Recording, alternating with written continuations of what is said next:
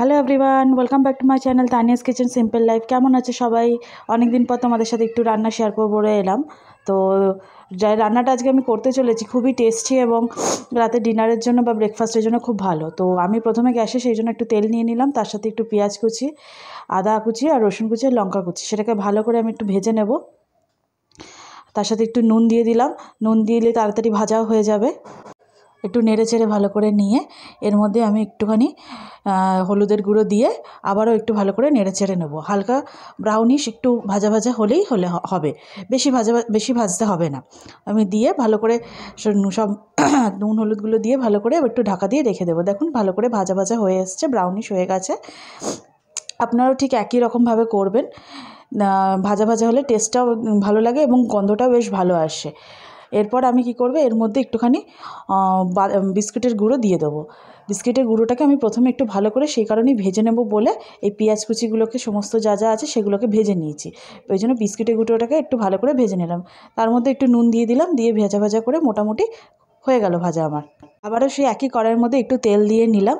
এবার আমি তার মধ্যে যে আদা আর রসুনগুলো একটু হালকা থেতো করে নিয়েছি, আগেরটা যেমন কুচি করে নিয়েছি ওটা থেতো করে নিয়েছি, আর তার সাথে পেঁয়াজ কুচি লঙ্কা কুচি নিয়ে আবারও সেই একই রকম পদ্ধতিতে একটু ভেজে নেব। যতটা তা ভাজা যায় ততটাই করে নেব, কারণ আমার খুব একটা বেশি স্ম্যাশ লাগবে না এই রান্নাটা করার জন্য। এরকম করে তার মধ্যে আবার আমি একটু হলুদের গুঁড়ো, একটু নুন দিয়ে একটু ঝালের জন্য আমি সামান্য লঙ্কার গুঁড়ো ব্যবহার করেছি। আপনারা না চাইলে নাও দিতে পারেন, লঙ্কার যদি ঝাল থেকে নাও করতে পারেন।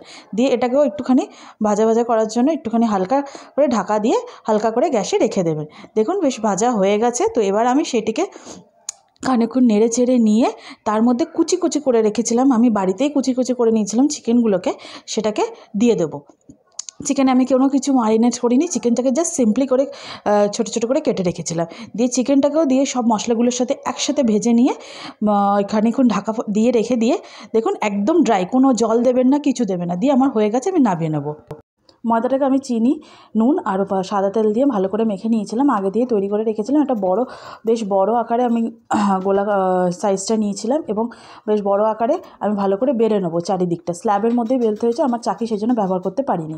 এবার আমি একটা গ্লাসের মধ্যে একটা ডিম ফাটিয়ে নেবো এবং তার মধ্যে খানিকটা নুন আর ওই ভেজে রাখা চিকেন আর বিস্কিটের গুঁড়ো এটাকে নিয়ে ভালো করে মিশ্রণটাকে নেড়ে নেব।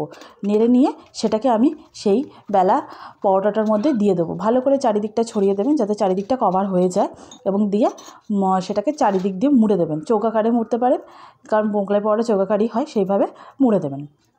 যতটা পারবেন ততটা বড় করে মুড়ে দেবেন। আমি এবার একটা রুটি সেকার ফ্রাইং প্যান নিয়ে নিয়েছি, যেটার মধ্যে আমি ভালো করে সেটাকে হালকা করে ওপর নিচটা প্রথমে সেঁকে নেব।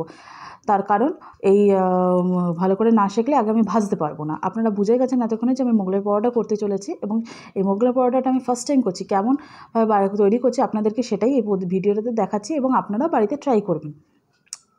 দেখুন আমি যতটা পেরেছি বড় করেছি এবং চারদিকটা হালকা করে সেঁকে নিয়েছি। এবার আমি একটা ফ্রাইং প্যানের মধ্যে বেশ খানিকটা তেল দিয়ে দেবো। তেল দিয়ে সেটাকে ভাজতে থাকবো, এবং বেশি পরিমাণে তেল এই কারণেই দিতে হবে, ভেতর থেকে এবং বাইরেটা সব দিকটাই যেন কাঁচা ভাব না থাকে, এবং ভালো করে চেপে চেপে দুদিক থেকে ভালো করে ভাজতে হবে, এবং হালকা ব্রাউনিশ ভাজা হলেই হবে। এবার একটা প্লেটের মধ্যে মোগলাই পরোটাটাকে আমি নিয়ে নেব, নিয়ে সেটাকে চারিদিক থেকে কেটে দেবো, কারণ ছোটো ছোটো আকারে না কেটে দিলে সেটা খেতে খুবই অসুবিধা হবে। আপনারা সেইভাবে নিজেদের বাড়িতে যেমন সুবিধার জন্য কাট করে নেবেন। আমি 4 ভাগ করেছি, আমার 4 ভাগ করলে সুবিধা, তাই জন্য আমি মোগলাই পরোটার জন্য স্যালাড ইউজ করেছি খাওয়ার জন্য, শসা আর পেঁয়াজ। আপনারা চাইলে কোনো তরকারির সাথে পরিবেশন করতে পারেন। জেনারেলি আমরা তরকারির সাথে খাই, আমি খুব একটা ভালোবাসি না তাই করিনি। আমি সসের সাথে পরিবেশন করেছি, আর গার্নিশের জন্য সামান্য ধনেপাতা। তো আমার এই মোগলাই পরোটা সহজ পদ্ধতিতে তৈরি করলাম, আপনারা বাড়িতে করে আমাকে অবশ্যই জানাবেন। আবারও দেখা হবে আপনাদের সাথে।